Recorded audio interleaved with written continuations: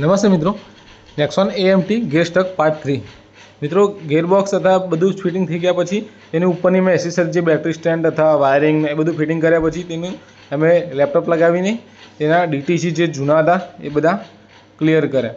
DTC clear કર્યા પછી અમે તેનું જે ટ્યુનિંગ આવે છે, મતલબ એક પ્રકારનું લર્નિંગ કહેવાય જે ગેરનું AMT ગેરની અંદર હોય છે, જેને સેલ્ફ ગ્લિડ લર્નિંગ કહેવાય છે. તથા કિસ પોઈન્ટનું સેટિંગ, જે ક્લચ પેડ તમે નાખો ત્યારે જેના કિસ પોઈન્ટનું સેટિંગ આવે છે.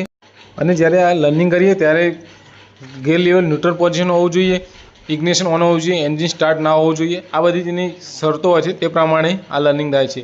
લર્નિંગ કર્યા પછી ગાડીને અમે સ્ટાર્ટ કરી અને અમે જાતે જ ગેર લીવરથી ગેર પાડીને જોયું તો રિવર્સ તથા ઓટોની અંદર કમ્પ્લીટલી ગેર પડતા હતા. બાકી બીજી કોઈ લાઇટ પણ નથી આવતી. તે પછી અમે ગાડીનો 20 થી 25 કિલોમીટરનો ટ્રાયલ લીધો. ટ્રાયલમાં પણ તમે જોઈ શકો છો કે ગેર બેર કમ્પ્લીટ પડતા હતા, કોઈ પ્રકારનો અવાજ પણ નહોતો આવતો.